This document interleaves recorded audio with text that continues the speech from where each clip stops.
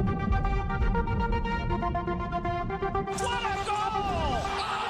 everyone, Mr. Devil here, Kenny Danico, 3-time Stanley Cup champion of the New Jersey Devils, and you're listening to the Uncle Pucker's New Jersey Devils podcast. Let's go Devils! Yes, what Mr. Danico said. You're listening to the Uncle Pucker's New Jersey Devil podcast with Tony Zamboni, Timmy Badney, and I'm Chris. On this early Sunday morning, at 7:45 a.m. Eastern Standard Time, we are here doing a podcast for your enjoyment. This is 3 what p.m. we Eastern do. Europe time. Well, nobody cares about that. That doesn't sound like any big deal. Doesn't sound like But you're suffering at all. Right, we're suffering before 8 a.m. on a Sunday. So what's up, guys? How's everybody? What's up? All right. Did you guys watch any of that Dallas? Who Colorado won? game? I didn't watch any of it. Dallas. Dude, Dallas did win. You didn't watch That's any number of it? 9, guys. That's number 9 for that coach to win Yo, game 7. So that's fucking impressive. So listen to what happened. So Colorado's winning 2-0 going into the third, right? Mikko Rantanen scores 2 goals to tie it. Gets an assist on the third goal to go ahead, and then scores a hat trick on the game winner. Wow. The third goal was on the power play, and Jack Drury was in the penalty box. Jack Drury, who was one of the ones traded for him from Carolina. And Martin H. just was diving all over the place, faked being hurt, and wound up with 0 points in the series. How'd Mackenzie Blackwood play? He was okay. I don't think there were any of the goals that were particularly his fault. The third one, or the Rantanen's second one, went in off a defenseman's skate on kind of a wraparound. He was a little slow going post to post, but he was okay. Like I wouldn't pin that on him by any. But that's brutal. I mean, that is absolutely brutal. You look at all the great moves that the Colorado Avalanche did throughout the course of the year. I mean, they were course correcting in real time and doing a really good job of it. And then the whole Rantanen thing happened, and that was like kind of uncharacteristic for them, right? It was like, wait a second, we knew that maybe they wouldn't re-sign him, they couldn't re-sign him, they're going to try and get something for him, but it kind of happened out of nowhere. And Carolina was not really a team anybody was really thinking was going to get him. So like that whole thing seemed weird. And then we know what happened in Carolina, but then to have him come back, to have, your ex-girlfriend come back and just do that to you in Game 7 of a playoff is brutal. I don't know how you get out of that. Like, how do you come back from that? That's brutal. Unbelievable script writer type of shit. Like, yeah. And now DeBoer is, I think, 9-0 in Game 7. Said, yeah. And Bednar's 0-4. Pretty bad. I liked DeBoer, man. I liked him when he was the Devils coach. I don't know, too. something about him. He had he wasn't too old. He wasn't too young. He kind of had that slickness to him, Yeah. He was right in the middle. Right in the middle. Like his hairline. Exactly. When he was a Devil coach, kind of right in the middle. Now it's too far off. So it's a great game. It's a shame that had to be a round 1 series. I really think the NHL needs to go back to 1-8 seeding. Like, I think we should do 1-16. Travel be damned. Edmonton, New Jersey, round 1. That's what I want. I picked Edmonton, didn't I? I have to say too, it sucks to admit this, but after the Devils got eliminated, man, I've watched the scoreboard, but I've had it's almost like stepping away. I haven't really been into it. I mean, I was kind of really surprised the Lightning fucking got kicked out when they did, because I think I picked them going all the way. We all did. I picked them to win the cup. Yeah, against Dallas, Colorado. Yeah, and the thing with Blackwood is he had a good season, and we said a couple episodes ago, I guess, if he would have stayed healthy, man, he's not a bad goalie. He just can't stay healthy usually. I picked the Kings to win the cup, and they got bounced again 4 times in a row by the fucking Oilers. Like, I don't think I've gotten a first round series right except for the Capitals. What about Ottawa? Ottawa just, I mean, no, we got that one right, except you. Yeah. I think Vegas I got right, and the Jets, but my whole bracket's fucking blown to pieces. Yeah, I mean, I liked 1-8. It was definitely. I mean, it's the old school way, but they're never going to change it because they want that. that first round Colorado Dallas matchup. They want it. They want New York, New Jersey first round. This is the shit that they want to see, and I think I prefer that being a later matchup. But Dallas is a damn good team. I took them to win this series in 7, I think, and they did. That was like the one I got right. I think you guys all took Colorado. I think I was the only one that took Dallas. I mean, Dallas didn't have Haskin. They didn't have Robertson. Their whole right side of their D is terrible. I thought they were going to get dog walked by Colorado, and just didn't happen. So, is Hellebuyck gonna blow Game 7 tonight, boys? I don't think so, man. It could happen, but he's been pulled on what so it's every road start. It's the away games, yeah. Away games, he was pulled. I mean, I don't think so, but who the hell knows? I mean, it's unbelievable, man. And now, all this stuff, like in retrospect, with Colorado just emptying the clip to go after, they got Nelson, they brought in Coyle, they got rid of their best prospect. They have no first round picks, no second round picks. They have a bunch of rentals, that are going to be gone. They have no picks. They're going to be in cap trouble next year. That's one of the reasons why they let Rantanen walk. Like, they might be in a little bit of trouble next year, and the years after. That's when the cap goes up, so they might be okay. But, it's making me really kind of start to soften up on Fitzy. When you hear about the ridiculous offers that were going out there, the ridiculous asks that other teams wanted for assets, and the fact that he didn't pull the trigger, and then, like you said, you go out and you could revamp your entire team start to finish and still lose in the first round. I mean, yeah, anything could happen. Tone, we didn't talk to you since the Devils lost, since basically just any thoughts that you have. So the first thought I'll hit is what you guys have said about Fitz, because I think it kind of plays into my whole thought on the, what happened and what I expected to happen. And I'll admit, and I admitted to you guys off the record, I was a bit of a homer going into this, on this show, because I'm a Devils fan, of course, I didn't think, it sucks to say this, but with that lineup, I didn't think we had a chance in the playoff. I didn't think we had a chance in the first round. And I think I made that clear to you guys on the side. Of course, I was pulling for him. You talk about the Fitz thing with the trade thing. Yeah, but he could have done stuff earlier. And I think you mentioned Rottenen, right?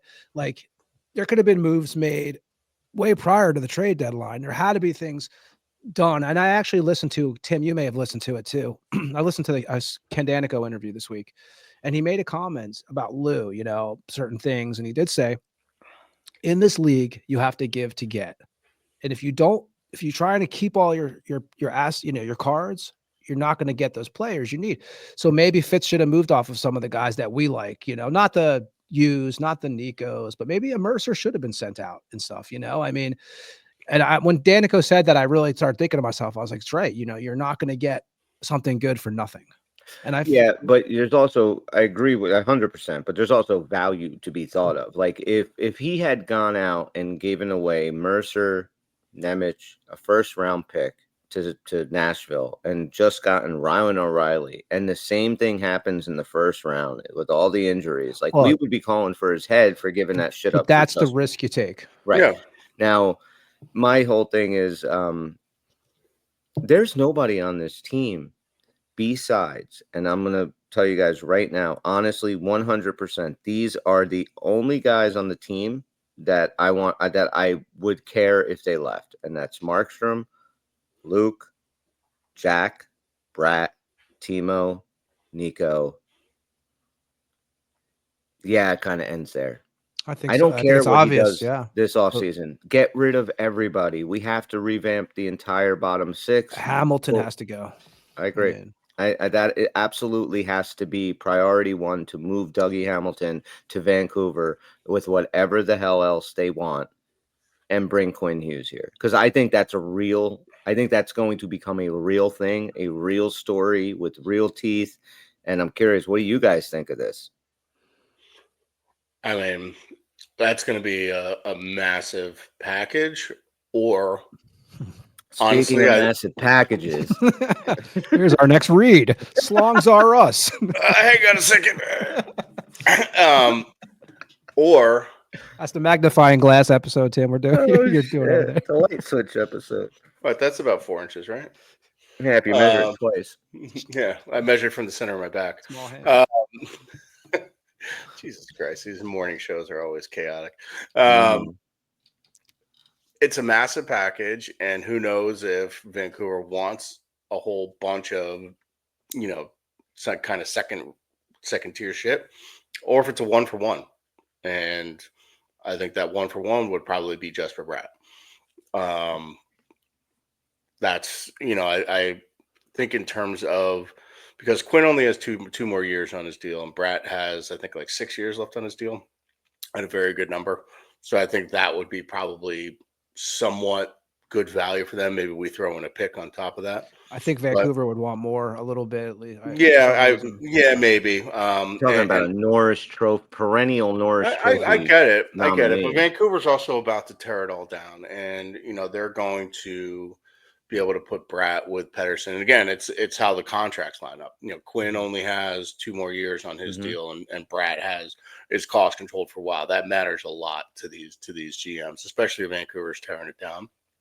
My only issue with that, though, is our biggest problem this entire season was scoring goals, and offense. I realize Quinn provides a lot of offense from the back end, and maybe our system, I don't think Keith's systems are really designed very well um, to have offense be driven from the defensive end. Like, we were bottom 5 in goals from the defense. I don't know if that was talent or No, if I that. don't think that was system. I think that was talent. It could have been, yeah, and with Dougie kind of regressing and then being hurt most of the time. I think we also need to be prepared for the fact that Dougie is probably not going anywhere. Well, they're gonna want a defenseman. You got to keep that like the Brat thing, yeah. But then what? Is it Maybe, Dougie? yeah, maybe Dougie Brat? maybe it's Casey, maybe it's Nemec too. I don't know. All Maybe right, it's so let's just say, for the sake of arguments and sitting down and going over, values on players, let's just say it's a Quinn Hughes, Jesper Bratt, 1-for-1. Tone, how do you feel about that?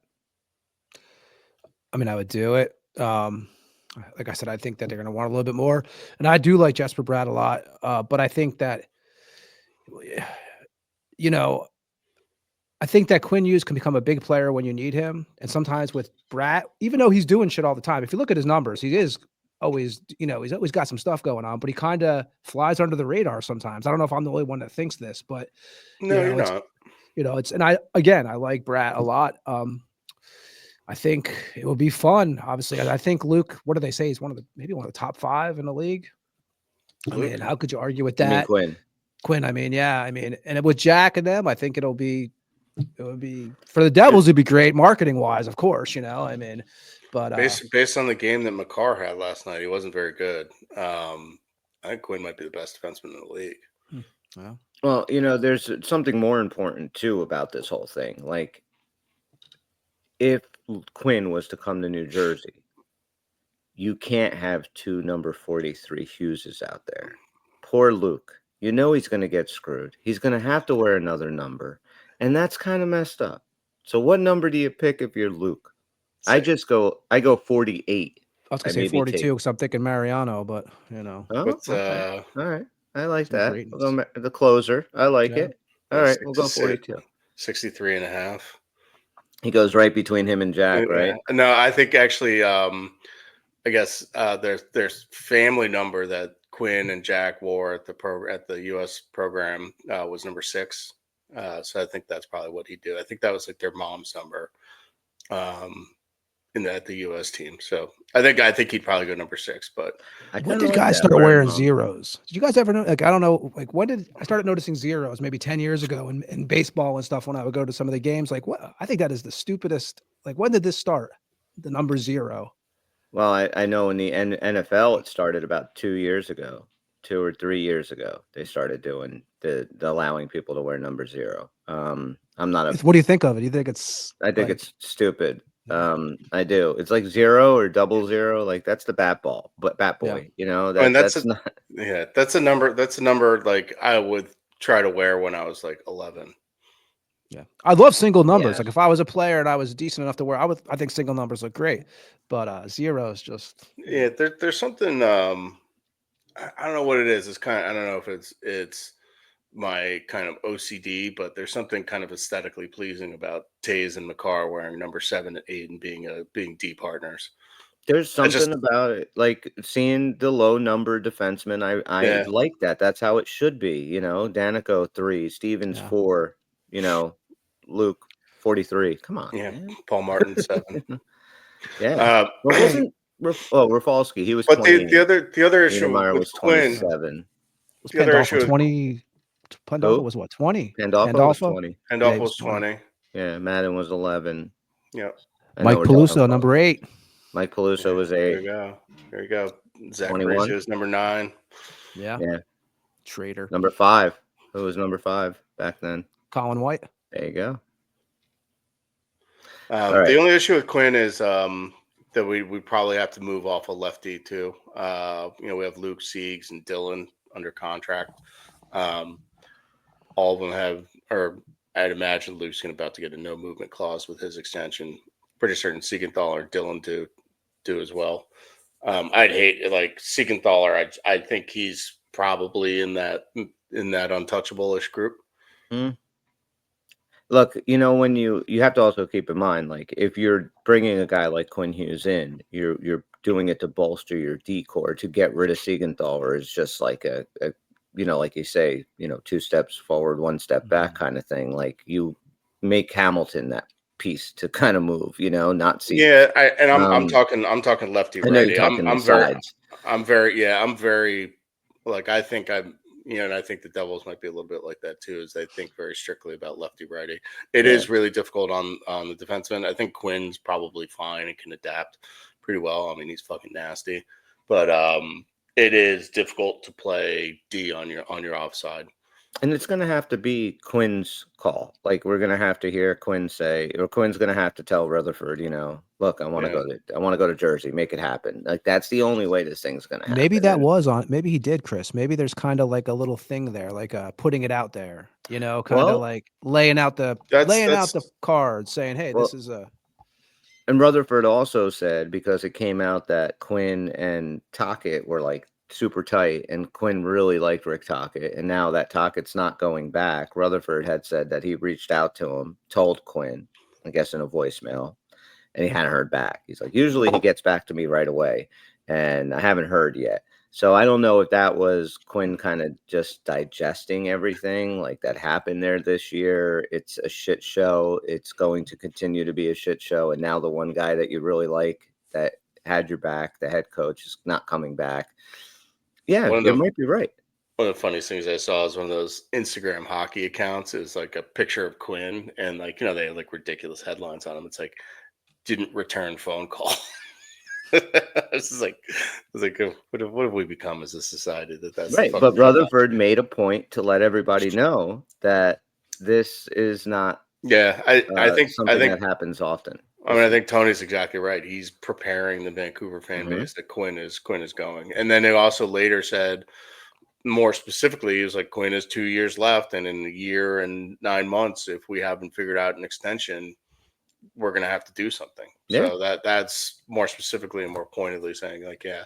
And then someone yesterday posted on Twitter, it's like, Quinn sold his condo in Vancouver. So everybody's like, oh my God. Ah. Well, I think you're right, Tim. I wouldn't be ordering a Quinn Canucks jersey if I was a fan of that. It's kind of like as a Raider fan with Adams last year. I knew that you don't want to have that jersey. You kind of get it as a fan base, when it's kind of happening. Yeah. And I think with Quinn, like when they heard that, I'm sure every Canucks fan was like, get ready.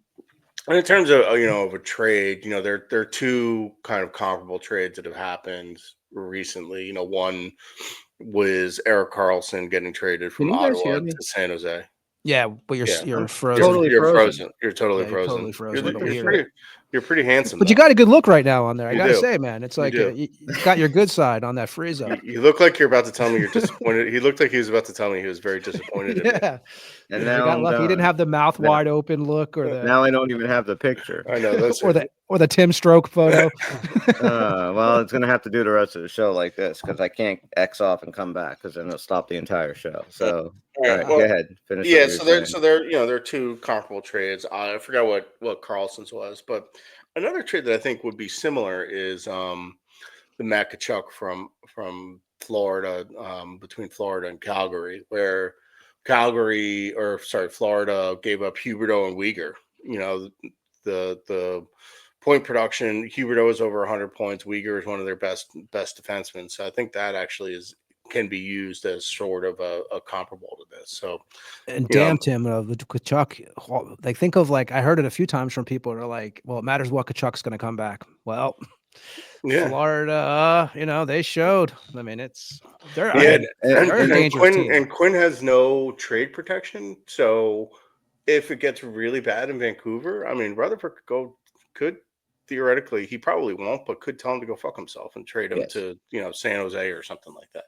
He absolutely could. I don't think that that's going to happen. If he's going to do, first of all, you want to do right by the guy. He's done right by you, and I don't think that Rutherford is the kind of guy that's going to take him and put him in a shitty situation. But regardless, this is something that I have to say. I have to give Bobby credit for after probably the last 2 seasons. Bobby was like a big quote unquote hockey trade has to happen with this team. It has to be something big to get over that hump. And it's a Brad, it's a Mercer, it's a Timo, it's a guy like that for, like we talked to Brady Kachuk or something like that to now the Quinn Hughes thing. I love the idea of Quinn being on this team. Like I think of a power play that can have all 3 Hughes boys on it. That's pretty friggin' awesome.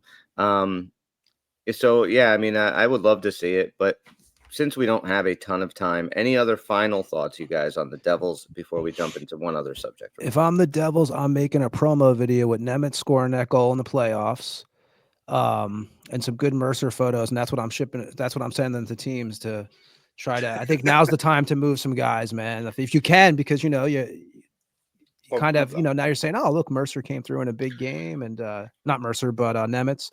And I think we got to do everything we can to keep Nemeth. I think he'll be good too. I've been one of his staunchest defenders all season. I haven't given up on him. He was one of our best defensemen last season, 2 seasons ago now.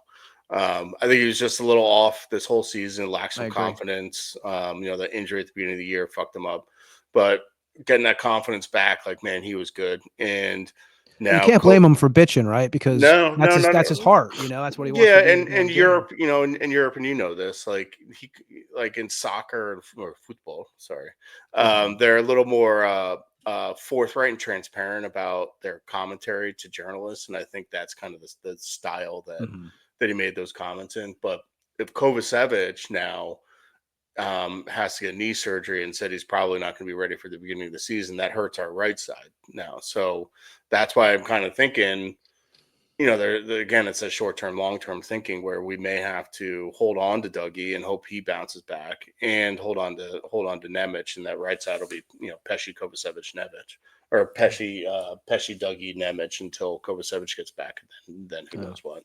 It's weird not seeing Chris. Chris, the Visible Man, what do you got over there? Ooh, I'm the Invisible Man. By the way, it looks like Group 1 is running away with the most overrated bands. I think you're gonna win, Tim. So you better have a good a good category for Thursday night. Tony, can you do Thursday night? I'll talk to you guys about that. Maybe relative, maybe possibly, like around like 5:30. Yeah. If it's early like that, I think I can. And I got to say, man, when I played the snake draft a couple weeks ago, I was really surprised. Mine did okay, actually. There's not a bunch of Birkenstock wearing, granola eating fish fans listening to the show. On Twitter, I called in the death metal guy for you. So classic. I didn't think I was going to win, but I thought I was going to be at the bottom, But. No, Bobby is flat in the bottom of this one. But so Tom, we haven't talked since the draft. Ashton Genty going to the I'm excited. Raiders. I'm excited. I mean, you got to be super excited. Yeah, I hate to get too excited being a Raider fan, but I have to admit, our offense, I don't know if we're going to get rid of Mayer or not, but it looks pretty damn good right now, man. And like I said, that division, Denver took a big step up last year. I was bashing Nix at first, and he wound up being really impressive. Yep. I think Kansas City's going to take a step back. San Diego made some great moves, I think. I agree.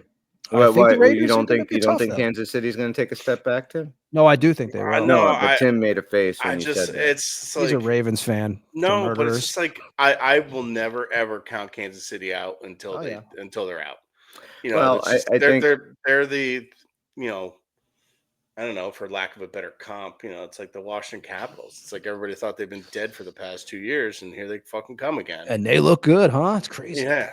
So I on paper, yeah, I agree with you, but I'm never going to count those guys out. No, until you're they're right. You out. can't. I mean, Raiders may win 5 games this year, but I just don't think so. I just think that how you now you have who we've drafted, and then now you got to stop Bowers too. I just think there's going to be so much weapons on that offense. The offensive line is the big question, which has been the question for them for a long time. I know Crosby. I watched when they were doing the draft. They showed Crosby as they announced the draft, and he was pumped up. Yeah. Genty's nasty, man. He's Yeah. so just like his speed, his open field running, he just hits the holes. It's like, oh my god. But man, He's what's his name? What? Did you guys talk about after that? I'm sure you guys talked about it afterwards. What's a Dion's kid, man? Jesus, Yeah. that's if I have him though, if I drafted him now, I'm gonna feel okay because this guy has to be motivated. He has to want to piss off people, and he has to, I don't know, Tone. I don't know if he's self-aware enough to actually understand how humbling this was when you are by far the most accurate passer in this draft. And I didn't like any of these quarterbacks that were in this draft. But when you look at what an NFL team looks for, right? The one thing that's the hardest thing to change is accuracy. If you're not accurate and you don't have the right coaching staff around you, it's really friggin' hard to become an NFL quarterback. He already has that. And he can work the middle of the field, which is something that a lot of players don't do coming out of college. He knows kind of a pro system-ish. I'm not saying the kid's going to be good. I told you guys I thought his comp was maybe Kirk Cousins, like maybe. But like I just don't think he's self-aware enough. Like this kid lives in a fucking bubble where he honestly thinks that the sun rises and sets up his ass. He thinks daddy will take care of everything, and all he has to do is show up. And I don't know. I don't know if it seems to me the kind of kid that's going to come in and expect everything fucking handed to him. And is he going to put the work in if it's not? And I think a lot of teams avoided him because of his father. I mean, because Yes. you're going to have his father in the media when he's doing his press conferences, blasting at whatever team drafted him. But that I will say, classless on that Falcons thing, man, where they pranked him on the draft. That's fucked up. That's and just like, and he's not getting cool. They're not punishing them at all. Oh man, I hope that dad beat the shit out of that kid when he got home. What, with like a fine? Oh yeah, I mean, but what are you gonna do? Just awful though. Like ban him from that's I don't know, that just to me that type of shit, like I get it was a prank and it was the kid, but I don't know, that just doesn't feel severe enough to me. I'll tell you what bothered me the most about the whole thing, because I finally heard the phone call. All right, so it's 2025. I understand that kids, and this kid's like 21, Ulbricht's kid, so he's not really a kid, but I guess like anybody born, in that era, they literally don't have any clue how to fucking prank call. Like we were the masters of prank calls. Yeah, the Jerky Boys. Like, remember there were CDs that taught you. Right. We had movies and TV shows just about prank calls. Yeah. And think about I'm listening to them like this isn't funny at all. Like this isn't funny. Like if you're pranking somebody and you're going to record it, at least make it. They have no idea how to prank. So for that, I think Brick or Jack Ulrich, is that Jax? Is that his name? Jax. Yeah, that's my dog's name.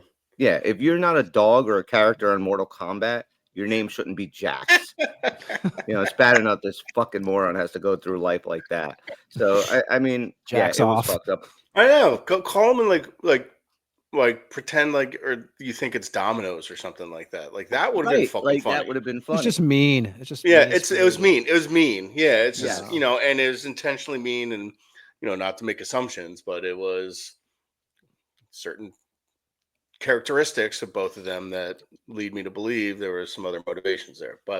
And Chris, you're anti-Falcons 100%, right? So you'll tell them you're Chris is not a Falcon I'll tell you look at the Falcons over the course of like the last couple of years, right? They got into a shitload of trouble with the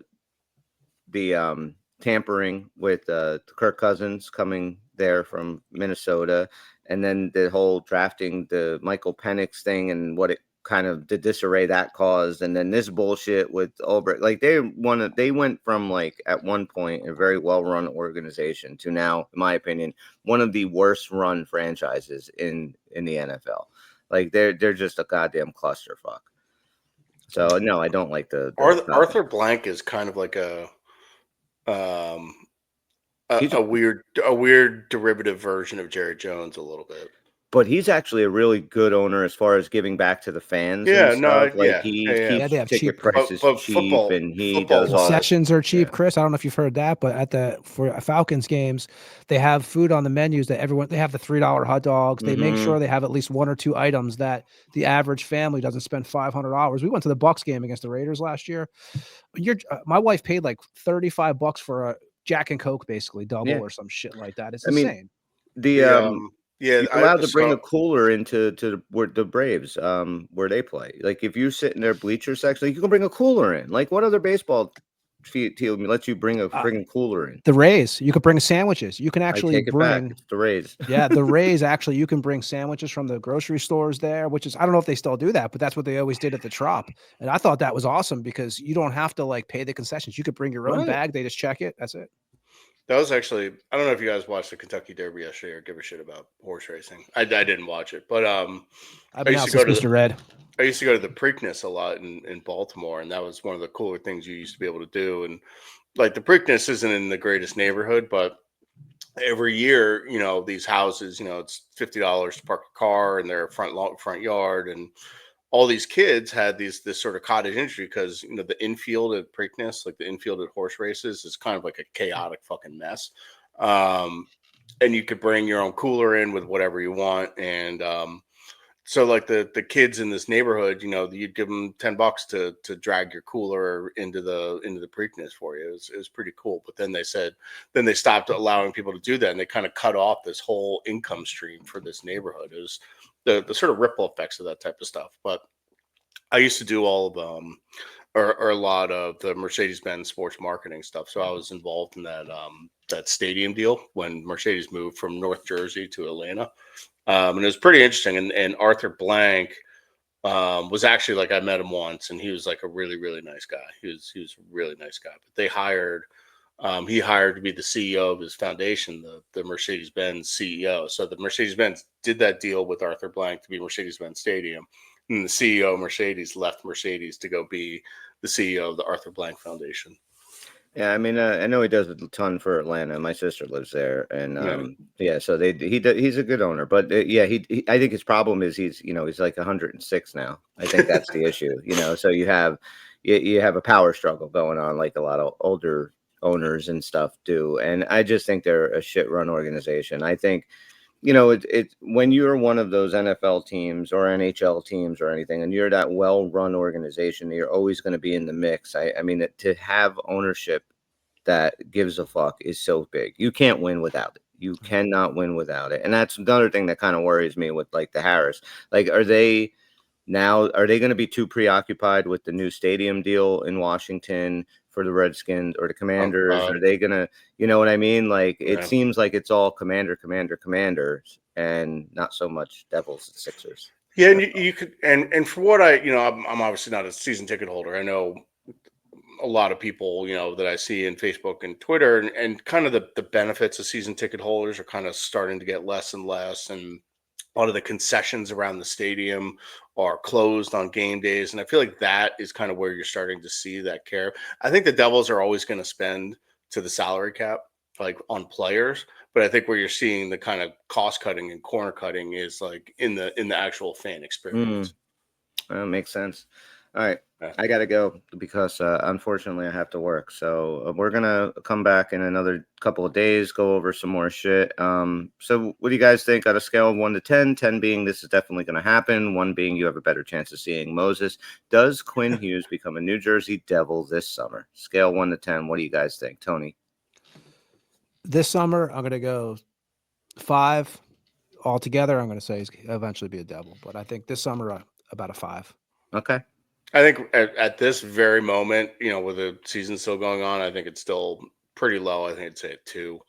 I think we'd have to see if Jim Rutherford puts his foot in his mouth anymore this summer, or in his case, becomes a little too transparent this summer, and see if it like devolves any worse than it has. I'd love to see it. I just think Fitz needs to be careful, because one thing I am a little concerned about, and is having all three brothers, and then having it be so Hughes centric, and Nico's still the heartbeat of this team, and trying to run everything through the Hughes brothers. I can see it getting a little chaotic, but picking up a Norris Trophy defenseman that's something we should do. We have the benefit he wants to be there, I'm with Tone as far as this goes. Now it's a 5, but eventually it's going to be a 10. He will at some point, or let me say this: they all will at some point in their career play together. I don't know where it's going to be. I'll be honest with you, but they're all going to play together somewhere. That's an excellent point that you made, Tim, because we talked about this offense being so Jack centric. Like, what happens when it's Jack and Quinn who are just dynamic, and then when Luke gets to that level? I mean, look, I guess you want it to be that if they can do it, but you're right. What does that mean for Heischer and his role? What does that mean for a lot of other players here? You're bringing in a big player. You're not bringing in a big personality with Quinn, and that's something why I think it will work. He is not JT Miller. He's Quinn Hughes, and yeah. Yeah, no, I agree. I agree. And I'm thinking more on ice, because Quinn is one of those guys that the puck is always on his stick. Sure. Like, I think he leads like the league by a fucking country mile in terms of possession time in the offensive zone. So I don't know. It'd be interesting. I'm Final not talking thoughts. I'm not talking Chris, I know you got to go. I want to add one thing your really final fast. thoughts I wanted, Tone. I do want to add, and Tim, again, if you heard the same interview with Danico, you're probably going to agree with this.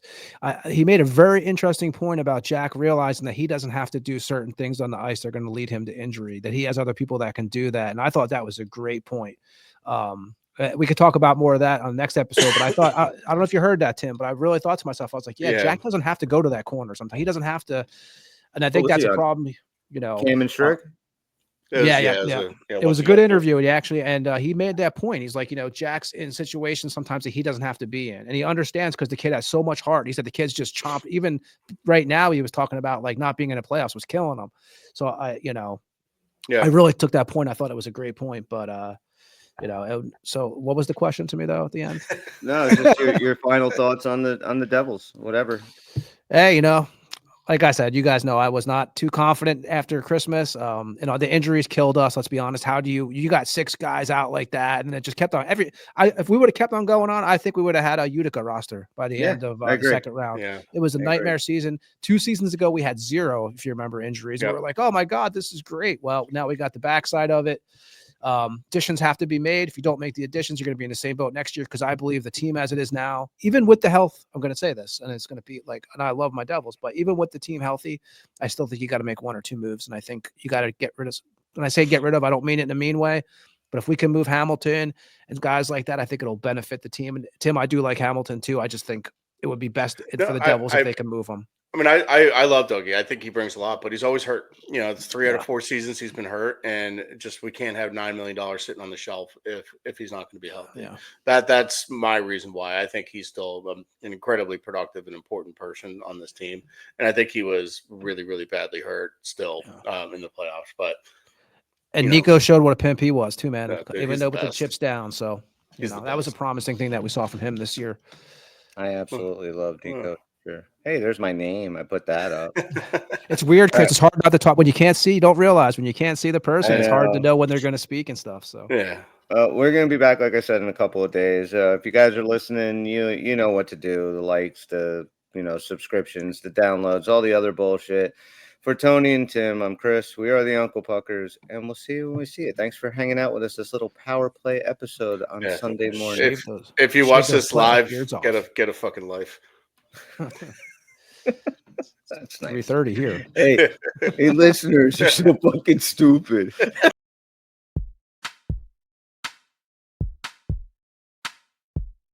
It's over, Johnny. It's over. All right, boy.